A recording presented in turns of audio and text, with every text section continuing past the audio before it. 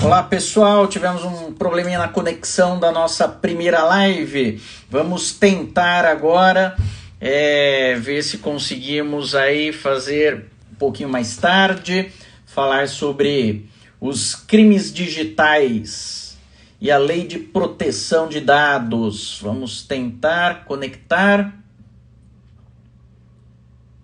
Tá chamando aí o pessoal.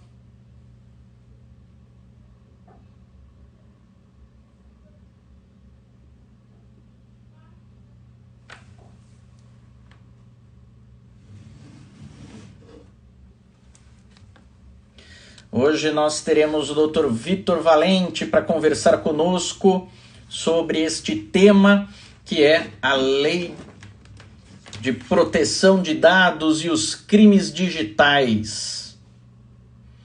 Então, pessoal, chegando, vamos aguardar só o Dr. Vitor entrar, que aí a gente tenta fazer novamente essa nossa live. Vamos ver se a gente consegue falar sobre os crimes digitais e a lei de proteção de dados. Dr. Vitor já entrou. Vamos lá, vamos ver se agora consegue. Fala, Dr. Vitor, seja muito bem-vindo. Fala, Dr. Vitor, seja muito bem-vindo. Agora até a sua imagem está melhor, viu? Até a imagem melhorou. Doutor Marcelo, boa noite a todos. Muito obrigado pela participação, pela disponibilidade, Dr. Vitor. Nós tivemos um probleminha na nossa primeira tentativa, vamos ver se agora funciona. Mas nós vamos então falar sobre os crimes digitais e a lei de proteção de dados. Dr. Vitor é advogado criminalista, professor universitário e se debruça muito sobre esta área dos crimes digitais, de compliance e também da lei de proteção de dados. Então, vamos começar fazendo um pequeno histórico, né, sobre a internet. A internet, ela começou lá nos idos de 1969 e foi feita para fins militares. Depois, em 1991, o Brasil tem, então, acesso, pelo menos no âmbito acadêmico, à rede de pesquisas. Depois, em 95, isso é aberto para fins comerciais no Brasil. E neste ano de 2020, nós tivemos aí, por causa do Covid-19, todas as aulas em escolas e faculdades sendo feitas pela internet. Então, isso demonstra a evolução e a dependência que nós temos da internet. Mas, infelizmente, nem todos usam a tecnologia para o bem. E disso decorre uma série de crimes também. Crimes próprios, não é? Crimes impróprios, se é assim que podemos chamar, mas crimes comuns, aqueles que já existiam no Código Penal de 1940, como crimes contra a honra, furto, estelionato, homicídio e a questão da pedofilia também. A internet nada mais seria do que uma plataforma, um meio para a prática de crimes. E agora temos aí também, não é, crimes propriamente digitais, crimes que são não apenas se utiliza da internet para a sua prática, mas os crimes na própria internet, como hoje em dia se fala muito do phishing, não é? Ataque de hackers, enfim, existe aí uma finalidade de crimes que se utilizam dos meios digitais. Então, gostaria aí que o Dr. Vitor comentasse um pouquinho com a gente sobre isto. Boa noite a todos me ouvem bem? Sim, todos estão me escutando, maravilha. Doutor Marcelo, uma vez mais, uma honra estar aqui aceitando esse convite. Eu que estimo muito vossa atuação, querido professor também, advogado. Boa noite a todos aqui presentes. E certamente aqui são mais reflexões que nós trazemos nesse tema novo, né? E persistindo também, Marcelo, porque agora nós temos a boa conexão na internet, então acho que está transcorrendo tudo bem. Pelo menos por Como bem enquanto. disse, doutor Marcelo, nós temos a criminalidade no ambiente digital, então envolveu todo um histórico no que diz respeito, desde o seu início, como se tornou, né, essa roupagem da criminalidade no ambiente digital, até mesmo nos dias atuais, quando nós falamos, por exemplo, o que compõe, o que integra a criminalidade informática. Né? Se nós formos analisar no primeiro momento, é certo que a internet é um dos componentes do que nós chamamos de evolução tecnológica na sociedade informática que hoje nós temos, porque, paralelamente à internet, que é muito importante também, nós temos a chamada tecnologia da informação, temos a internet das coisas, que são computadores, dispositivos interligados, em que uma invasão já é o suficiente para causar devassa aos dados das mais diversas máquinas e, principalmente, envolvendo as pessoas naturais, os titulares dos dados. Temos também o Big Data no âmbito das relações de consumo, que se refere ao tratamento preditivo de dados. E por que eu trago tudo isso? Né? Porque, paralelamente à evolução da tecnologia, novas formas de relações sociais surgiram na sociedade.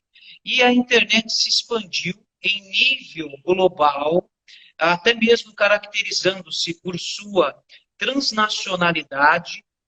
E nos países europeus, nos Estados Unidos, mas aqui eu cito, por exemplo, um dos grandes estudiosos na área de dados pessoais, nós temos Stefano Rodotà, um italiano, que ele já despertava essa atenção no sentido de que os dados pessoais são direitos da personalidade, mas com uma roupagem mais contemporânea, mais moderna. Tá? Em meio a todas essas discussões na área jurídica sobre o conceito de dados pessoais, também surgiram fraudes em larga escala. Por exemplo, nos Estados Unidos, se nós formos pegar por exemplo, até mesmo a atividade estadunidense em nível de corte constitucional, na Alemanha, por exemplo, houve uma preocupação com as fraudes praticadas no ambiente digital nos Estados Unidos, o chamado furto de identidade digital, que é objeto de preocupação. A legislação de Nova York, no estado de Nova York, se preocupa com isso. E lá se identificou, no primeiro momento, que a criminalidade informática tinha uma relação umbilical com os crimes econômicos. Porque por meio de um furto, vamos dizer assim, de identidade, aquele que é o agente, ele obtém dados para fraudar seguros, empréstimos, tudo isso em larga escala, causando um prejuízo em massa e principalmente com relação às vítimas individualmente consideradas. Elas desconheciam, por exemplo, até mesmo essas ações. E, paralelamente, nós temos, por exemplo, uma evolução da discussão da autonomia no âmbito da internet. Né? O que nós podemos conceber como autodeterminação informativa? Por isso que, na Alemanha, discutiu-se sobre o reconhecimento da autodeterminação informativa, que nós vamos até mesmo expor um pouquinho aqui ao longo da nossa exposição. Diante disso, notem que os crimes informáticos, eles passaram por uma evolução. E nós discutimos, inclusive, acerca da nomenclatura correta. Será que é mais correto o cybercrime, crimes informáticos, crimes digitais? De acordo com a maioria da doutrina na área dos crimes informáticos, revela-se mais apropriada a terminologia crimes informáticos, já que a informática é uma ciência que envolve, ora, o domínio da computação, ora as condutas atentatórias, me referindo aos crimes, contra os sistemas informáticos. Daí, até mesmo, outros penalistas no nosso país propuseram aqui uma classificação. Qual seria essa classificação? No sentido de dividir os crimes informáticos em puros, mistos ou comuns. Ou seja, os crimes informáticos puros são as condutas atentatórias ao sistema informático no todo, envolvendo hardware, software. O bem protegido é próprio do sistema informático. Daí a terminologia puramente, crimes puros. Os crimes mistos são aqueles praticados por meio da internet, mas com a finalidade de atingir um bem jurídico diverso do informático. Daí a terminologia, uma mescla, mistos, um furto mediante fraude, dependendo do contexto, via internet bank, algo que o valha, pode se enquadrar nessa categoria. E uma terceira categoria diz respeito aos crimes comuns. São aqueles ilícitos que se enquadram na tipificação penal. Ilícitos previstos no Código Penal, tais como a extorsão, que sugere o ransomware. Por exemplo, nós temos até mesmo o crime de divulgação de segredo, temos diversos crimes que, de fato, se amoldam no Código Penal. Então, o objetivo dessa primeira parte é justamente trazer essas discussões, né, sobre a terminologia, qual uma terminologia apropriada, sugerida pela doutrina, e, ao mesmo tempo, demonstrar a evolução da classificação dos crimes informáticos na doutrina brasileira. E uma questão bem curiosa, doutor Vitor, é que o nosso Código Penal data de 1940, não é? Sofreu aí, claro, diversas alterações, mas a base dele ainda é a de 1940 e até 2012 nós não tínhamos qualquer crime previsto como invadir equipamentos eletrônicos. Isto só veio a acontecer em 2012 com o episódio da Carolina Dickmann, né, o vazamento de fotos íntimas da Carolina Dickmann, onde o legislador, então, atendendo aí a essa ampla divulgação que foi feita pela mídia, insere o artigo 154A do Código Penal, com esse tipo, né, tipificando a conduta de invasão de dispositivo informático. Exatamente, doutor Marcelo. Nós nos referimos aqui à Lei 12.737 de 2012, que foi vulgarmente, popularmente chamada de Lei Carolina Dickmann. Obviamente, a gente fala isso somente para fins didáticos, né? Mas notem que o nome sugere até mesmo uma labeling approach, que é a teoria do etiquetamento social. E por que eu trago essa questão interessante? Porque envolveu um caso de comoção, né, Marcelo? Como você bem expôs, e ficou assim perpetuado. É certo, por exemplo, que o legislador, a partir dessa lei, teve uma preocupação de tipificar novas condutas envolvendo os bens jurídicos informáticos, ou seja, envolvendo exatamente a proteção dos dispositivos informáticos, dos sistemas informáticos, e cito, a título de exemplo, o crime de invasão de dispositivo informático, previsto no artigo 154A do Código Penal. Tem a seguinte redação: invadir dispositivo informático alheio, conectado ou não à rede de computadores, mediante violação indevida de mecanismo de segurança e com o fim de obter, adulterar ou destruir dados ou informações sem autorização expressa ou tácita do titular do dispositivo ou instalar vulnerabilidades para obter vantagem ilícita. Notem que, por mais em que pese aqui a importância dessa tipificação ao lado de outras, né?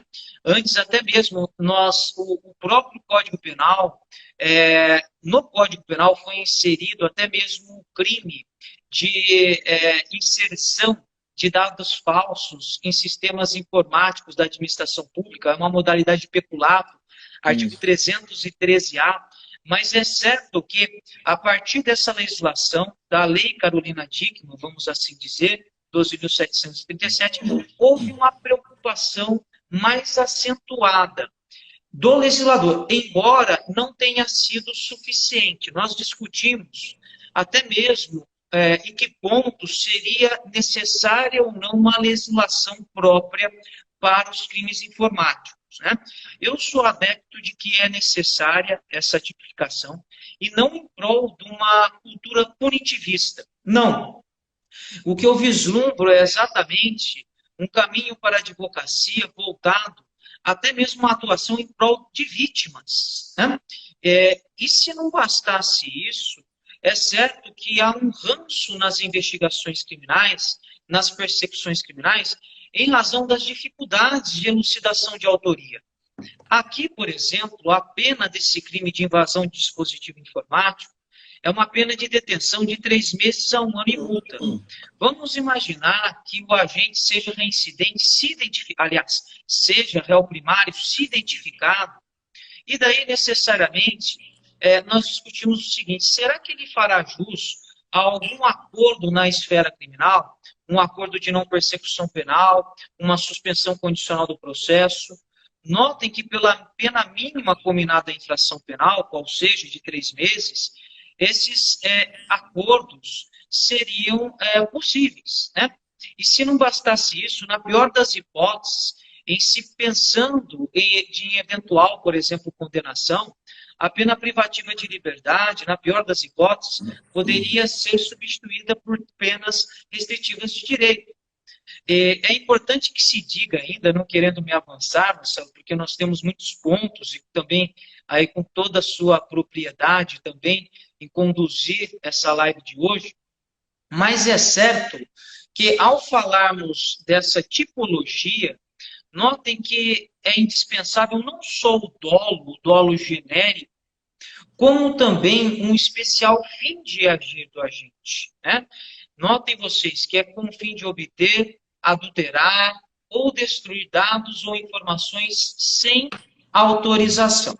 Muito se discute, por exemplo, sobre os elementos normativos, né? Eu começo, por exemplo, com os verbos nucleares, que eu destaco um deles, é a invasão. Invasão significa intrusão, entrar, tomar conhecimento ou acessar sem permissão. Paralelamente, instalar, que daí envolve a parte final do dispositivo. Instalar significa baixar, copiar ou salvar sem permissão, né? Notem que o objeto material aqui se refere aos dados e informações armazenadas, assim como o próprio dispositivo informático da vítima, né? É indiferente se ela está conectada ou não à internet, né? Ou à rede interna ou externa. Trata-se de tipo misto alternativo. E aqui só enfatizando um ponto, né? Notem vocês que há situações em que o técnico de informática, no desempenho da sua atividade profissional, ele acessa um dispositivo informático. Será que de uma leitura precipitada, né, descuidada desse artigo, ele responderia pelo crime, né, ao ponto de driblar, burlar o mecanismo de segurança do dispositivo informático? Notem que seria difícil de sustentar a responsabilidade criminal dele. Mas é certo que essa figura delituosa geralmente envolve um cracker, vamos assim dizer, ou até mesmo é praticada mediante organização criminosa. Nós temos, segundo Mark Goodman, por exemplo, que ele estuda em Future Crimes, na perspectiva dos Estados Unidos, organizações criminosas, ativistas, que se valem necessariamente de intrusão em sistemas, violando segurança da informação para obtenção de dados que, segundo ele, são o novo petróleo ou a moeda moderna na economia. Exato. E aí, como você bem disse, doutor Vitor, veja só, apesar da importância desse crime, e claro, da redação, infelizmente, um pouco ruim, a pena acaba sendo extremamente baixa, não é? É uma pena de 3 meses a 1 ano e multa, comporta todos os benefícios da Lei 9.099, às vezes nem vai tramitar no GCRIM por causa da complexidade na produção de provas, mas, enfim, é realmente uma pena muito baixa pela possibilidade, não é, de danos que isto pode causar. Mas lembrando aí os nossos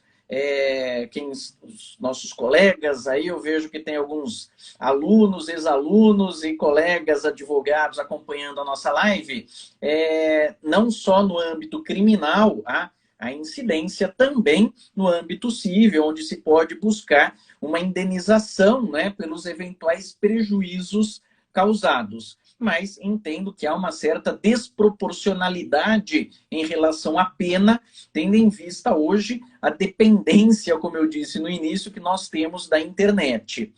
Mas aí, doutor Vitor, avançando um pouquinho, nós chegamos no Marco Civil da Internet. O Marco Civil da Internet, que é a Lei 12.965 de 2014, ela estabelece princípios, garantias, direitos e deveres para o uso da internet no Brasil, traz uma série de regramentos e depois nós tivemos a Lei Geral de Proteção de Dados, que é a Lei 13.709 de 2018, com as alterações trazidas pela Lei 13.853 de 2019. Então vejam que num curto espaço de tempo nós temos várias alterações legislativas, não é? 2014 se cria o Marco Civil da Internet, 2018 a Lei Geral de Proteção de Dados Pessoais, em 2019 já significativamente alterada, inclusive com alguns dispositivos entrando em vigor apenas o ano que vem, não é? E aí essa Lei Geral de Proteção de Dados, ela tem o objetivo de proteger os direitos fundamentais de liberdade e privacidade.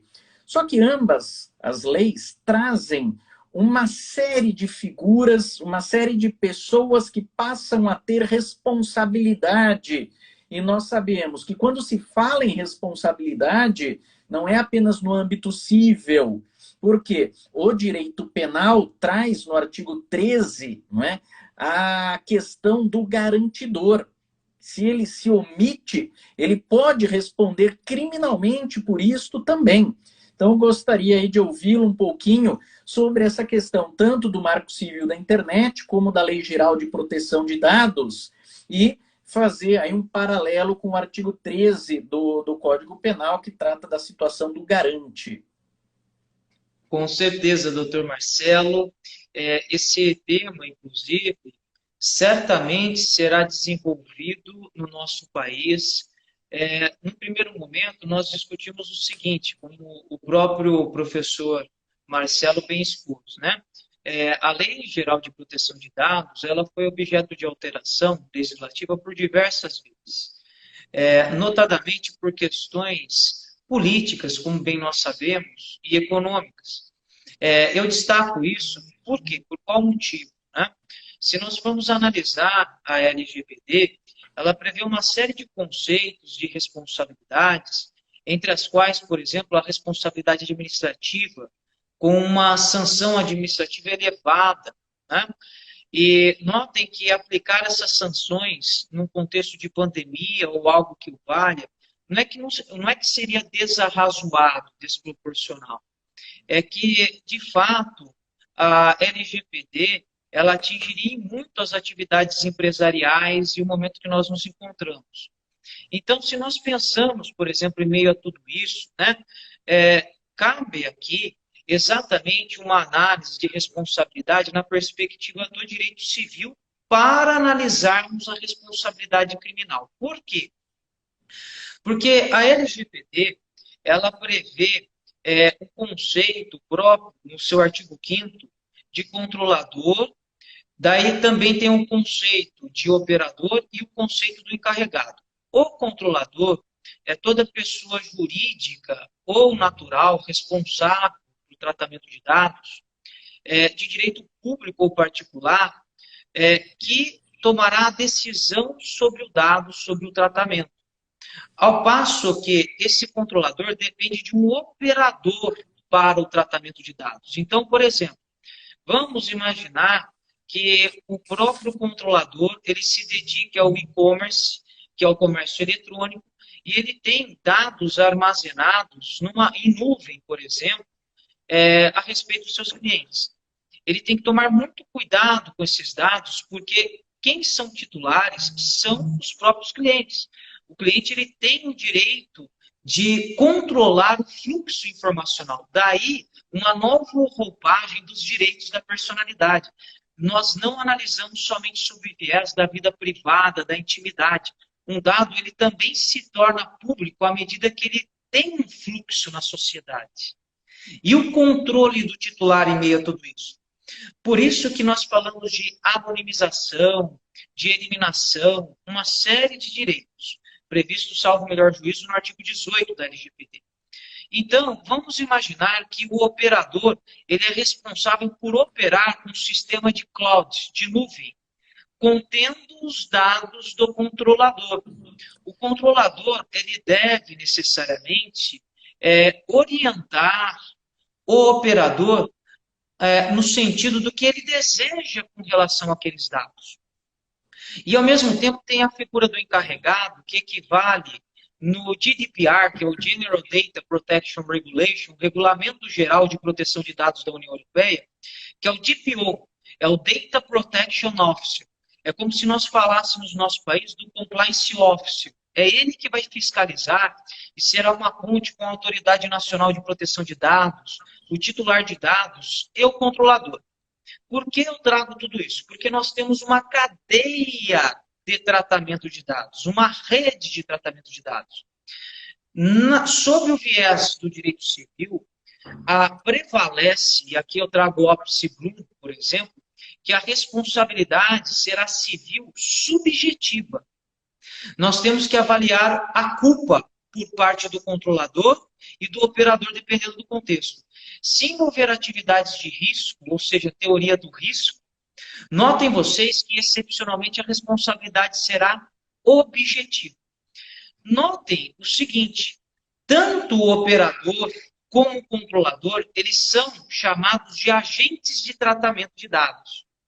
Então, ambos podem responder. E o artigo 43 da LGPD traz causas de exclusão da responsabilidade civil a ser demonstrada, por exemplo, no caso prático. Só que vamos imaginar o seguinte, vamos imaginar que o operador ele tenha agido com dolo no direito civil. Ele não atendeu às orientações, por exemplo, do controlador. Dolo no direito civil, nós falamos da chamada culpa civil aquiliana. Vamos imaginar ainda que o encarregado, que é o Compliance Officer, vulgarmente, vamos assim falar, a grosso modo, ele tinha a incumbência de relatar um ilícito à Autoridade Nacional de Proteção de Dados Pessoais ou de velar de uma melhor forma pela segurança da informação da empresa, mas ele não fez. Notem que a doutrina ainda não discute isso, mas eu vislumbro, doutor Marcelo, nesse ponto, agora repassando para a área criminal, o seguinte, se nós falamos de dolo propriamente no direito civil, embora distinto o conceito na esfera criminal, mas na esfera criminal restar suficientemente demonstrado que o operador ou até mesmo o encarregado agiu dolosamente ao ponto de incidir na prática de alguns crimes, por exemplo, vamos imaginar divulgação de segredo, né? Vamos imaginar até mesmo um ransomware que configura no nosso país uma extorsão mediante fraudes. Nós tivemos o caso do Banco Inter, que houve uma invasão, por exemplo, no sistema informático do Banco Inter, e eu falo que esse caso é público, colhendo os dados e extorquindo, por exemplo, os dirigentes. Né? Então, notem que aí abre-se um caminho para a discussão sobre omissão penalmente relevante e, a meu ver, em alguns casos, seguindo até mesmo o que é discutido hoje no direito penal econômico, paralelamente, nós teríamos fundamento, sim, para sustentar a omissão penalmente relevante nos termos do artigo 13, parágrafo 2º. Muito bem. É um risco que nós temos, né? Se editam muitas leis e, a princípio, se imagina que a lei vai ter reflexo apenas no âmbito civil, e, na verdade, não. Isso pode acabar trazendo responsabilidade criminal também. Então, daí os dirigentes de empresa, né, buscarem uma assessoria jurídica adequada para que não haja uma surpresa posteriormente, né, e acabem respondendo aí por crimes sem nem saber direito por que eles estão respondendo. Mas aí, doutor Vitor, entra numa outra parte que eu gostaria também de conversar com você, sobre as formas de prevenção.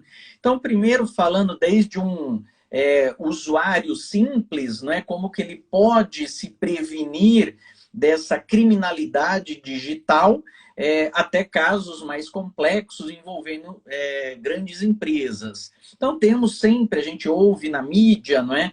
E eu costumo sempre dizer para os meus alunos que direito é bom senso. Então, você precisa ter bom senso na prática dos atos da vida.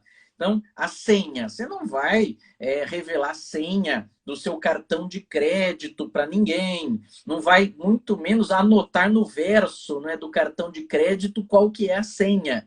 Então, algumas precauções são necessárias você adotar na vida para dificultar um pouco também a criminalidade. Normalmente as pessoas têm o costume de colocar cerca elétrica, alarme em casa, trancar a porta, colocar ali a correntinha, não é?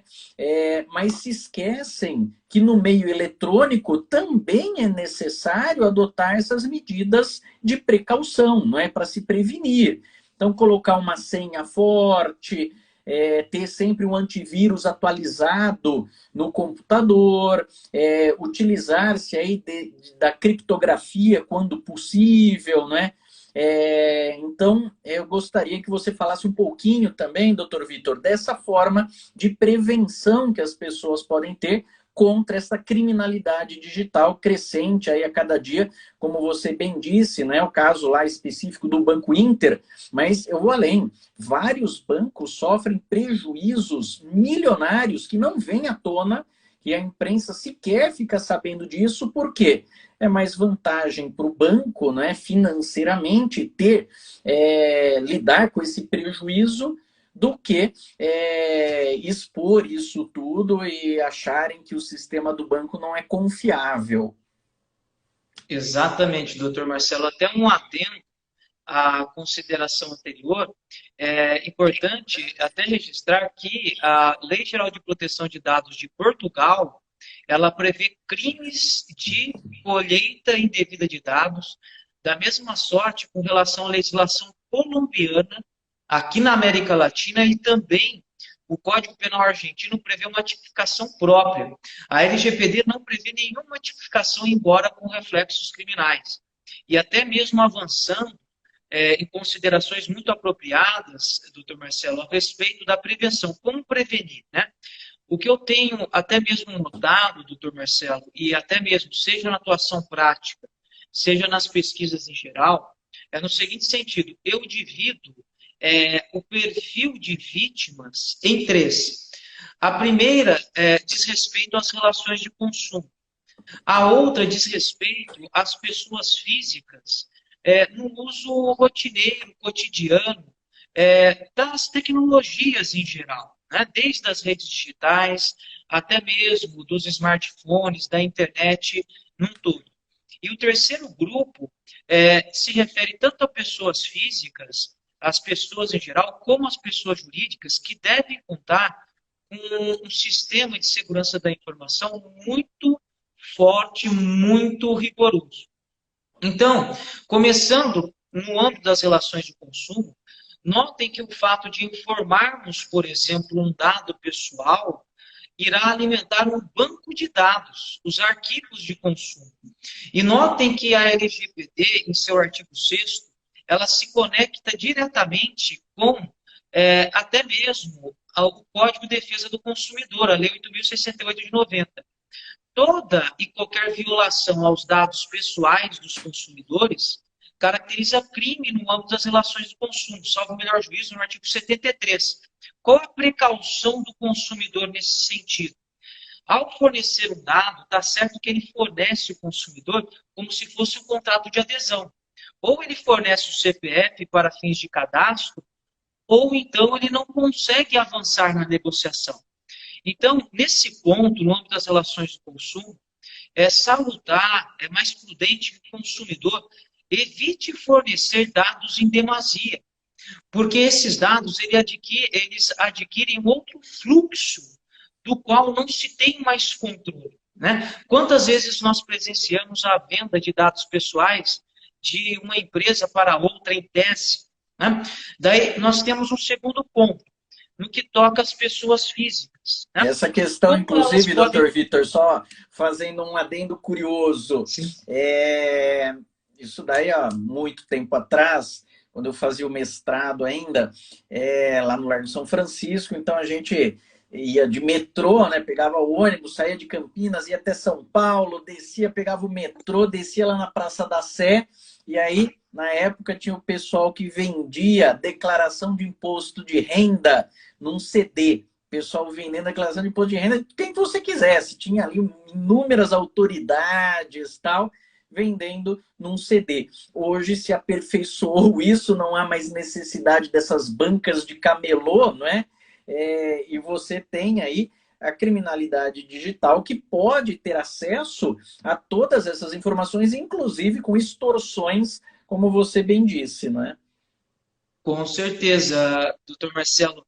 Tanto é que, principalmente em tempos de pandemia, os próprios hackers, crackers, os agentes no todo, eles se valem da vulnerabilidade das vítimas, né?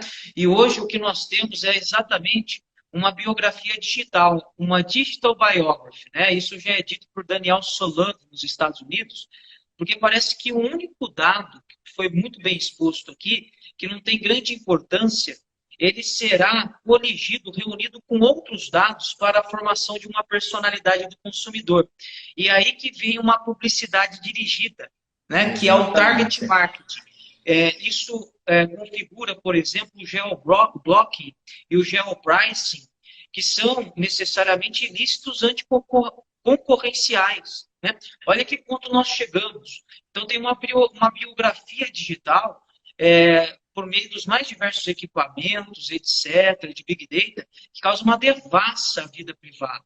Imagina os problemas que isso pode ocasionar, por exemplo, com uma seguradora, um plano de saúde, de repente, que tem acesso a todo o seu histórico dos seus familiares, com relação à sua saúde e conceder ou negar um plano de saúde com base em algo que você nem sabe direito o que é.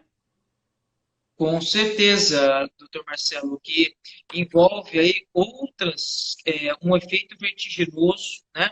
Porque um dado, por exemplo, colhido ou obtido ilicitamente, vai alimentar toda uma cadeia delituosa, né, Marcelo? A gente sabe, furto mediante fraude, que, em regra, eu falo que é uma phishing à brasileira, porque para mim não é furto mediante fraude. A ausência de tipificação própria do phishing, o phishing, para mim, é mais do que um crime patrimonial.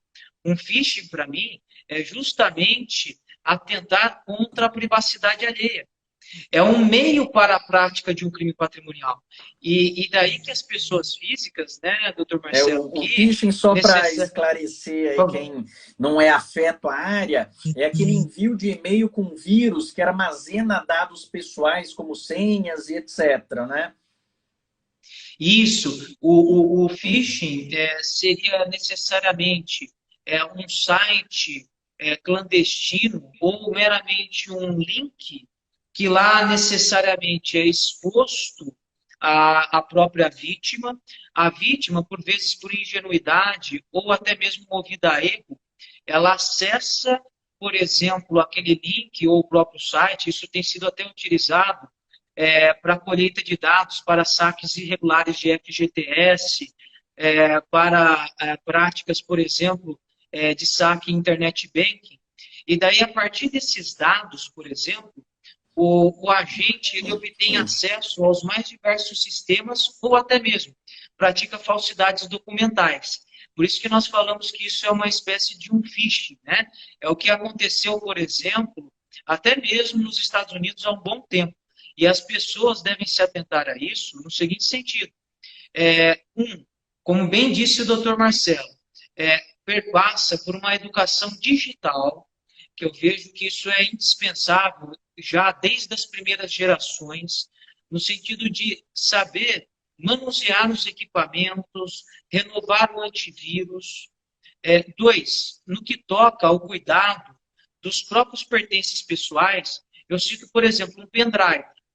Um pendrive, ele contém dados de uma pessoa e que se essa pessoa, além do próprio smartphone, não tiver cuidado no manuseio, no ambiente que usa, esses aparelhos, eles podem, ou itens, podem ser extraviados ao ponto de se causar uma devassa, por exemplo, na vida da Hoje pessoa. em dia, aparelho celular tem tudo. Meu aparelho celular tem desde e-mail até acesso às contas bancárias, acesso ao andamento dos processos do escritório. Então, você tem, além das fotos, contatos de família, você tem a sua vida toda dentro de um aparelho celular. Então, o mínimo de precaução, não é necessário para que não seja exposta a sua vida para qualquer pessoa, né? Com certeza, Marcelo. E agora, principalmente nos e-mails, etc., o que a gente sempre fala é manter, por exemplo, um HD ou seus dados salvos num arquivo, né? Até mesmo passando, por exemplo, para as grandes empresas, o que nós notamos, nós temos a técnica dos 4 olhos. O que são 4 olhos? Tem o profissional da tecnologia da informação, que ele é muito atento às alterações nas leis, na própria tecnologia da informação, mas mesmo com a sua atenção, ele não consegue acompanhar as mudanças da evolução informática. Por isso que a empresa, ela sempre tem que contar com um outro especialista da mesma área, para que, diante de uma mudança num sistema operacional próprio da empresa, a gente fala, mais que 2 olhos, que são 4 olhos, 2 especialistas, possam cuidar dessa adaptação na área informática pela empresa. Se não bastasse isso, nem todo equipamento pode estar conectado à internet, que é a internet das coisas, dependendo do contexto. Por quê? Porque se o hacker ou o cracker fizer uma intrusão no sistema, ele consegue acesso a todos os computadores. Então, é importante que um dos computadores, ou dependendo da conveniência da empresa, do porte financeiro, algo do tipo, não esteja necessariamente ligado à internet. É todo um cuidado próprio da segurança da informação que a própria empresa deve adotar sob o risco de ser responsabilizada, civil e administrativamente, e pontualmente com reflexos criminais. Exato. Aí, doutor Vitor, entramos aí para a nossa última parte aí da nossa live por causa do horário. Apesar de toda a prevenção, que seja a pessoa física ou a pessoa jurídica tenha adotado ou não, não é? E houve a prática de um crime ou houve um prejuízo a esse usuário, nós temos delegacias de polícia especializadas em crimes de informática. Então, aí é necessário também que a vítima adote algumas medidas, uma vez que o direito penal e o processo penal, mesmo em crimes cibernéticos, ou crimes digitais, ou crimes de informática, continua sendo o mesmo, a necessidade da produção de provas. Então, aquelas recomendações de imprimir, não é? A notícia que normalmente se vê lá nas relações de consumo, né? Guarda lá o panfleto. Na internet é a mesma coisa. Se houver possibilidade, salve em PDF, imprime as informações da página. E nós temos sempre também a possibilidade de identificação do IP de quem cometeu aí o suposto delito. Então, eu acho importante falarmos sobre isso, que a internet, ela deixa rastro, não é terra de ninguém, não é? Principalmente chegando eleições, aí o pessoal acha que pode falar mal de qualquer um e não se preocupar com a honra alheia, porque a internet é terra de ninguém. Não, ela pode gerar um dano, seja um dano moral, seja um dano material, e gerar responsabilidades criminais também. E aí existem delegacias de polícia especializadas na apuração destes crimes. Exatamente, doutor Marcelo. O que nós temos são delegacias especializadas, não ao longo, né, no território brasileiro, mas nas principais comarcas ou distritos policiais, vamos assim dizer. Né? Em São Paulo, nós temos uma delegacia especializada, e vou citar um exemplo de São Paulo, porque pela pujança da capital, envolvendo os mais diversos negócios, nós sabemos como muito bem funciona a investigação dos crimes informáticos. Né? Como se investigar um crime informático e como a vítima deve proceder para viabilizar a investigação. Nós vamos para o coração do processo penal, que diz respeito às provas. Só que as provas, em se tratando de crimes digitais, elas dependem, antes de mais nada, do Marco Civil da Internet, a Lei 12.964. Geralmente, nós temos que propor uma ação de obrigação de fazer, cumulada com preceito cominatório e pedido liminar de tutela de urgência antecipada contra o provedor de aplicação. Por quê? Vamos imaginar que, um caso extremo, a própria vítima ela não sabe quem é diretamente o autor do crime. E aqui até mesmo uma crítica minha com a alteração do pacote anticrime, porque o estelionato se tornou ação penal pública condicionada à representação, só que o legislador não pensou que a maioria dos crimes de estelionato hoje em dia, não vou ser leviano e assim dizer que é a maioria, mas grande parte, é praticada pela internet. E como a vítima vai representar num tempo hábil? Diga-se passagem, a partir do conhecimento da autoria do crime, sendo que ela nem sequer sabe quem é o autor. Exato. E esse caso se prolonga no tempo.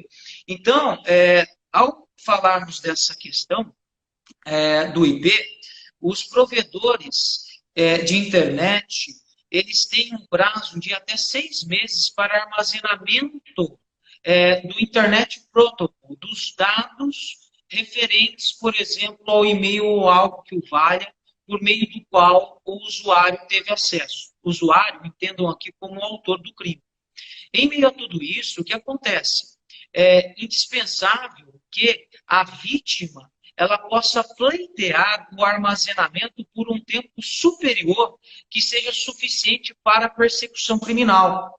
Se não bastasse isso, documentos.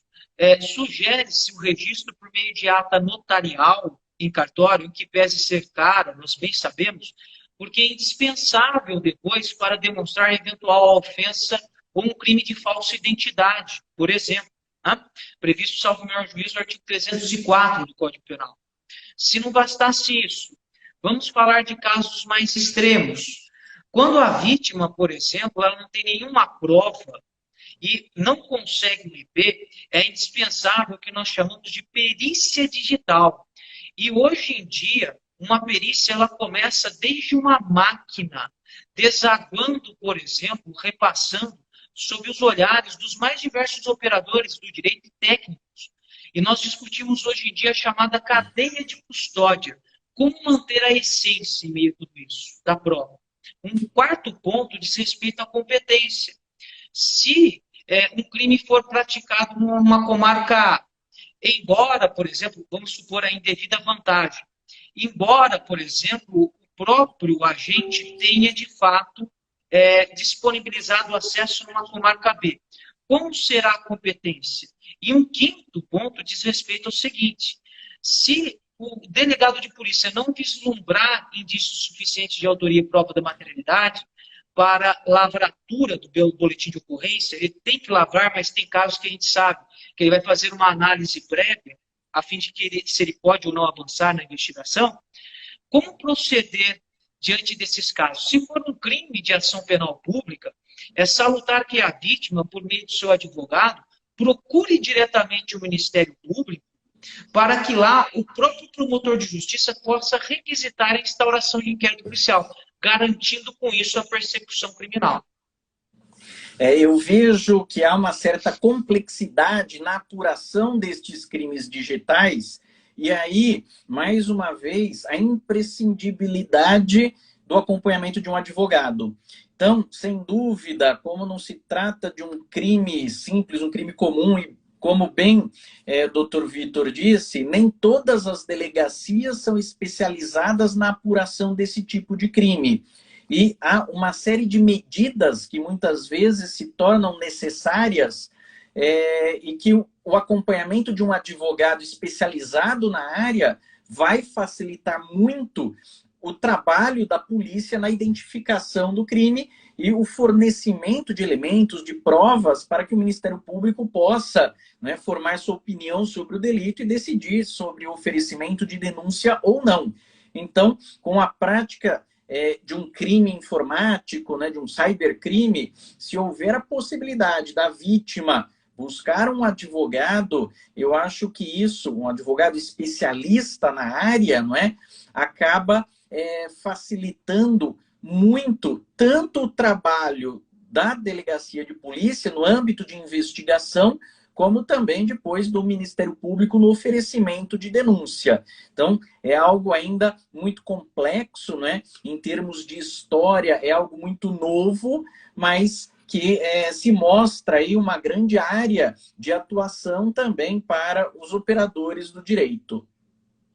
Com certeza, Marcelo. Eu acho que é indispensável um profissional, como bem disse o doutor Marcelo, de linha interdisciplinar, pensando nas mais diversas repercussões dentro do direito penal, direito civil, direito administrativo, e que seja um advogado também atento às novas tecnologias, que ele possa transitar, por exemplo, ao ponto de conhecer uma tecnologia da informação, um big data, o armazenamento de dados pessoais, porque um ilícito praticado, por exemplo, pela internet, causa repercussões drásticas na vida privada. Se uma informação se torna indelével, que dirá um ilícito, sendo que nós discutimos hoje a respeito da possibilidade de direito ao esquecimento, à desindexação, enfim, aos mais diversos temas com esse diálogo do direito civil com o direito penal.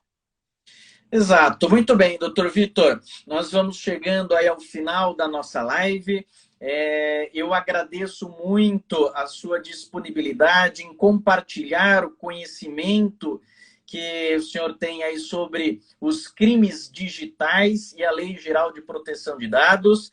E eu não poderia deixar aqui também de consignar o orgulho que eu tenho de vê-lo na posição que você está hoje, como advogado, militante, professor universitário e um colega, não é? Leciona comigo também lá no ProOrdem e alçou voos muito grandes, tendo atingido seu mestrado, fazendo seu doutorado. Isso mostra a seriedade e a preocupação que você tem e eu fico feliz por ter colaborado com uma sementinha lá atrás, não é? No gosto aí que você pegou pelo direito penal. Então isso me envaidece muito, fico muito feliz e fica aí o convite já para retornar e fazer outras lives também sobre temas apaixonantes do direito penal. Doutor, professor Marcelo, acima de tudo, né? Me concebo como vosso aluno, como sempre. Então, eu sou muito grato aos horizontes e até mesmo aos conhecimentos repassados, à seriedade. Me lembro até hoje da vossa aula sobre prescrição, um dos temas mais árduos, mas se tornou fácil com o vosso saber, com a sua dedicação. E isso é para poucos, não só no direito, mas hoje no lado humano, né? No sentido de ter uma pessoa que se dedica incondicionalmente aos alunos. Então, para mim, doutor Marcelo, e Marcelo, me permita assim falar, trazendo essa proximidade, para mim é uma honra, e eu agradeço não só pela live de hoje, pelo reencontro, mas também por ter pertencido aí e ter participado da minha trilha, e com certeza todos nós nutrimos o amor pelo direito, tá bom? Satisfação estar aqui com todos os colegas também, e permaneço à disposição aí, mundo afora, contem comigo também.